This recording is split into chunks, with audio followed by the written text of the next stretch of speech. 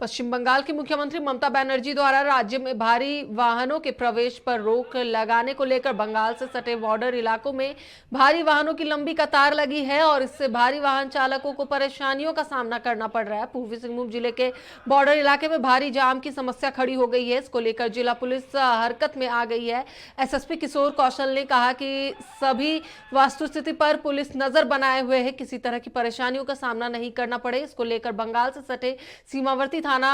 प्रभारियों को विशेष निर्देश दिए गए हैं जो पश्चिम बंगाल राज्य के साथ लगते हैं, उन सभी सीमावर्ती थानों को इस संदर्भ में अलर्ट करने के लिए निर्देश कल ही शाम से दिया गया है कि जो भी वाहन बंगाल की तरफ जा रहे हैं, खासतौर पर जो छोटे वाहन या निजी वाहन जो जा रहे हैं, जो एम्बुलेंसेस वगैरह जा रही हैं, उनमें किसी भी तरीके से या जो पैसेंजर व्हीकल्स जा रही हैं, उनको किसी भी प्रकार की समस्या ना हो। और इस संदर्भ में दोनों